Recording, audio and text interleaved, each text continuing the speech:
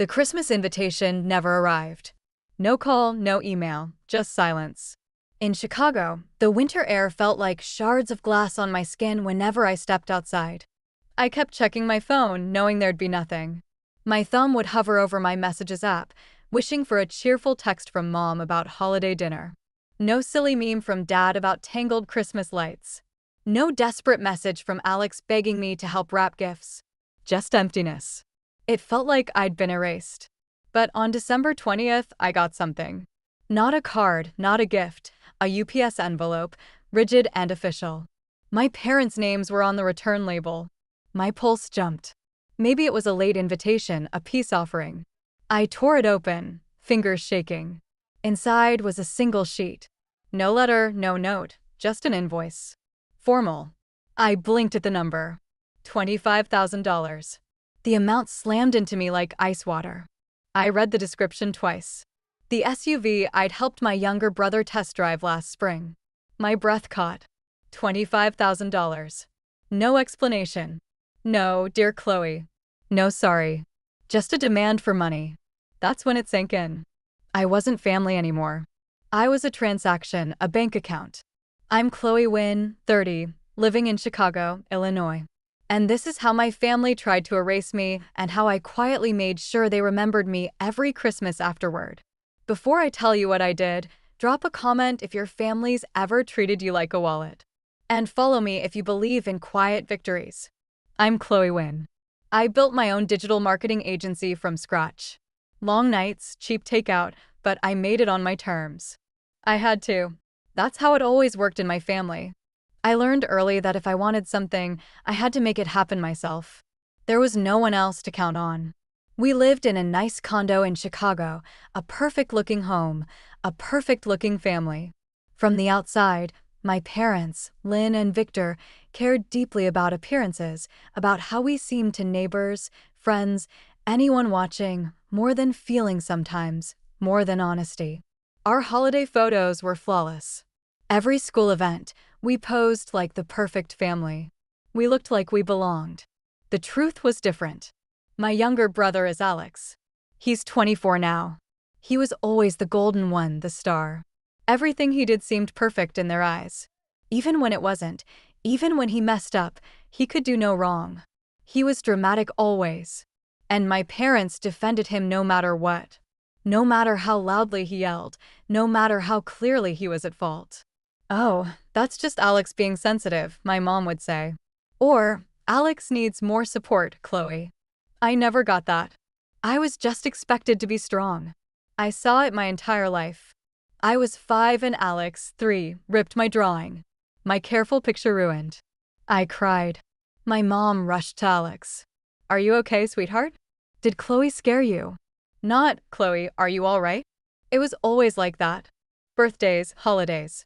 Alex got the bigger slice of cake, the more expensive gifts, the comfort. I was told to share, to be patient, to be mature. And me, I was expected to give back. That's what they'd say. Chloe, you're so responsible. You give back. Meaning, Chloe paid. Chloe fixed things. I proofread Alex's essays. I drove him to auditions. I listened to his problems. I was his built-in support. His emotional punching bag sometimes. When Alex went to college, I paid a big part of his tuition. Not all of it, but a substantial piece. My parents said money was tight. It would help Alex get started. Chloe, you're doing so well with your business. I wanted him to have a good start. I wanted to help my brother. He was family.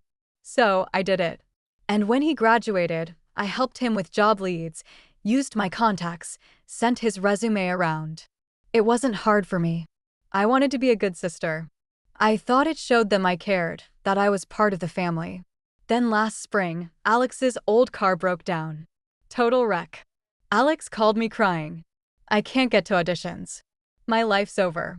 My parents' credit was, they claimed, maxed out. Too many bills. Too many shopping sprees for Alex, I suspected. They stared at me, their eyes full of silent pressure. Alex needs a car, Chloe. For his career, for everything. So I did it.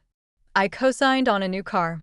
It was a $25,000 loan, a big amount. But they promised, we'll pay you back in a few weeks. just until we shift funds. It sounded fair. I trusted them. It was my family after all. Weeks turned into months. No mention of repayment. No thanks for helping Alex. No apology for the silence. But we will. Nothing. The loan payments drained my account every month. A sharp reminder that I was on the hook. And they stayed silent. Still, I kept showing up because that's who I was, the dependable one. Last Christmas, I cooked dinner. My mom bragged about her roast duck, but I cooked it. And all the sides. I brought gifts for everyone. Thoughtful gifts. Even though money was tight after those car payments. And what did I get? My mom, Lynn, glanced me over. My cozy jeans, my soft sweater. "Chloe," she said, her voice just sharp enough. "Why aren't you wearing heels?" "It's Christmas. We have company." Just like that, after hours in the kitchen, after buying gifts, a comment about my shoes. It was always something. This year, I knew I had to set limits. It was hard. Work had slowed down. Money felt tighter, and I was exhausted. Tired of being the helper. Tired of being the bank. So, I told them I couldn't host Christmas this year. "Mom, I just can't. Work is overwhelming, and I need a break." I said it carefully. I hoped they'd understand. And I said I couldn't give them more money. Not right now. Things were tight. "Mom, with the business and bills, I didn't mention the car payments." I thought they knew. They had to know. That's when the silence began. Not a fight, no shouting, no insults, something worse. Nothing at all. A vacuum. They just stopped talking to me. My calls went unanswered. My texts stayed unread. It was like I disappeared. December came. Chicago turned icy. My phone stayed still. No notifications, no calls, no Christmas invite. My stomach twisted every time I glanced at my screen. It felt like waiting for bad news. Or even worse, no news at all. I kept checking just in case. Maybe I'd missed something. I hadn't. Each day that passed, the dread grew. Christmas crept closer, and I felt outside looking in. Meanwhile, Alex was everywhere. His Instagram glowed with holiday cheer, twinkling lights, a towering tree stacked with gifts, perfect garlands, like a catalog photo shoot, and the captions, tiny stabs in my chest. Feeling blessed for my amazing family this Christmas. Stick around and hit subscribe if you've ever felt invisible in your own family. And don't miss what I finally did to make them see me for good. And then the posts that cut deep. Can't wait to be with my real ones this year. No time for fake stuff. Real ones.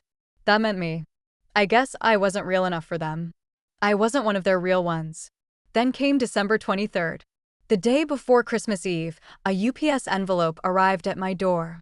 It looked so official. So final. I picked it up. My fingers felt cold. Maybe it was an apology. Maybe a late invitation, a peace offering.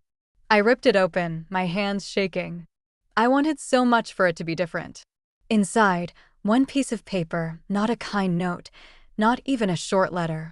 Just a printed invoice marked urgent. Payment due. It was from my parents, their names at the top, mine at the bottom, listed as account holder. My eyes went to the amount, $25,000. It hit me like ice. Then I read the description. Outstanding balance for Alex's 2023 Toyota Corolla. My breath caught. $25,000. Just like that. No, dear Chloe. No apology, no explanation, just a demand for money. A bill for my own family. They wanted me to pay for the car. $25,000 due before year end. They wrote that Alex was taking responsibility now. What did that mean? Taking responsibility by sticking me with the bill. And the part that hurt most, the lie. They claimed I'd promised to give him the car as per your verbal agreement to gift the vehicle to Alex. A lie. I never said that. I'd asked to be paid back. Then the insult. They called me disruptive and unreliable. Disruptive, unreliable. Me, the one who always showed up, always paid, always helped. I felt betrayed completely. My own family. Cut out of Christmas. No invitation, no dinner, no explanation, nothing. And then they sent me a 5-figure bill like I was a stranger, a debtor, someone they barely knew, someone who owed them everything. My name was missing from the group chats, not in the family thread, Not in the Christmas planning texts, nothing. I felt like a ghost. I found out things through others. My cousin Lily called that night. "Hey, are you coming to the family dinner on the 24th?" she asked, sounding casual. My stomach twisted. I tried to keep my voice calm. "What dinner, Lily?" I asked. She stammered something about Alex hosting. A big family gathering. Everyone was invited except me. I wasn't invited. I hung up, feeling empty. My heart cracked into sharp, aching pieces. It was Christmas Eve. Scents of pine and cinnamon drifted through the hallways of my building. I closed my door. I'd given them everything. My time, my money, my loyalty, my help, my presence. And what did they give me? Nothing. Just a bill. A cold, hard bill. And silence. A silence that shouted, "You are not wanted." For 2 days, I spiraled. It felt like falling down a bottomless pit. Christmas Eve, Christmas Day, I spent them alone. My apartment felt endless and echoing. The quiet around me roared. Every holiday photo online, every cheerful song felt like a cruel jab. I couldn't eat, couldn't sleep. My thoughts raced, replaying my whole life with them. All the times I was invisible. All the times Alex was celebrated. All the times I said yes instead of no. My chest squeezed tight, breath short, my eyes burned with tears, but I refused to cry. Not yet. I opened the loan files for Alex's car. Digital copies on my laptop. Paper copies hidden in my file cabinet. My hands trembled as I pulled out the papers. I printed them again, needing to see the words in black and white. My name stared back at me, bold and clear. Chloe Wynn, primary cosigner. Beneath it, Alex's name as the secondary borrower. That meant I was still on the hook for $25,000 for his car. And if Alex stopped paying, it would crush my credit, wipe out my stability, my independence.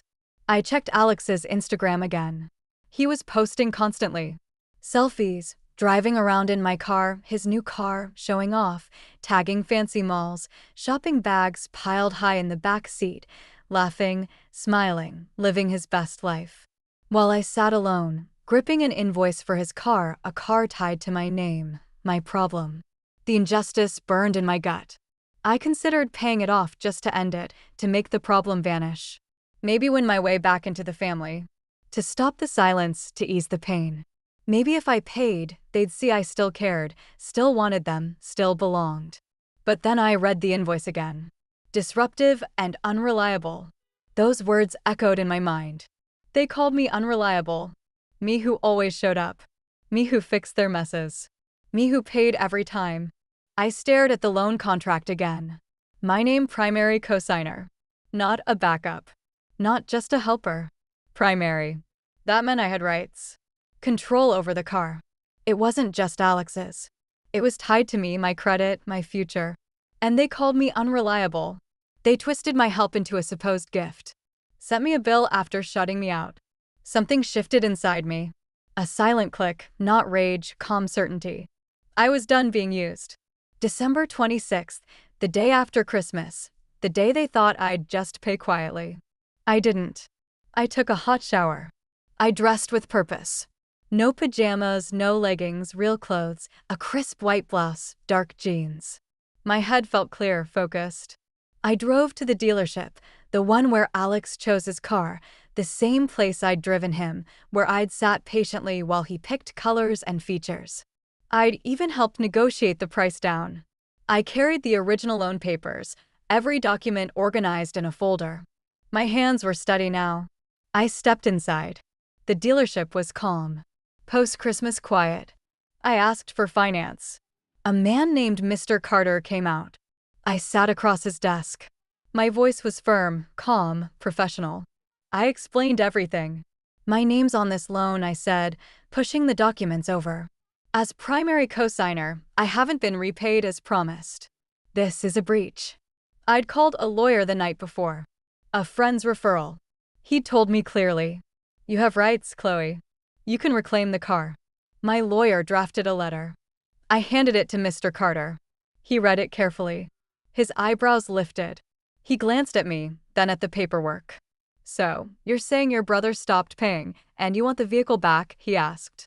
I shook my head slightly. I'm saying the repayment agreement wasn't honored. My name's on the loan. I want to file for recovery. Saying it felt strange, like it was someone else's battle, but it was mine. Mr. Carter began calling people. Finance, legal. I sat waiting, quiet but resolute. My phone buzzed. My lawyer checked in. I gave him an update. He told me to stay strong. I felt calm power rising.